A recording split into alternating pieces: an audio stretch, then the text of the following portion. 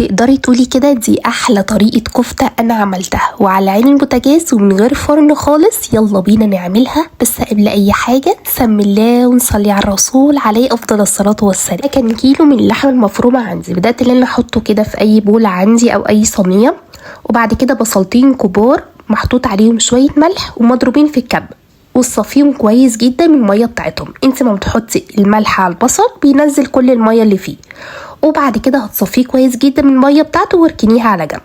هتحطي البصل بقى على اللحمه، وبعد كده لو عندك حزمه بقدونس افرميها كده كويس جدا، وبعد كده حطيها على اللحمه بتاعتك. البهارات بقى عباره عن شويه ملح، شويه فلفل، معلقه صغيره من الحبهان، وكمان كيس ماجي او مكعب ماجي لو حابه، لو مش حابه خلاص، ومعلقه صغيره من بيكنج باودر.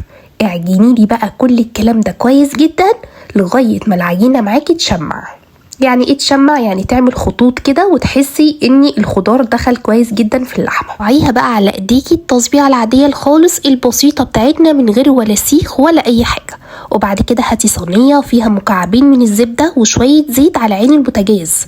هتبداي ترصي كل الكفته بتاعتك، اول ما تاخد لون من تحت هتبداي تقلبيها، وهتحسي ان هي متماسكه جدا معاكي ومن غير دقيق ومن غير نشا ومن غير كل الحاجات دي. انا كنت مقطعه شويه بصل قطه كرمله كده مع الكفته، حطيته في وسط الكفته، وبعد كده شوحته كويس جدا بالظبط 5 دقايق وادفع على الكفته بتاعتك. هاتي بقى سندوتش فينو كده صابح، حطي فيه الكفته بتاعتك، عليها شويه سلطه طحينه وشويه بصل من اللي احنا عاملينهم، وهتاكلي احلى سندوتش كفته وتدعيلي.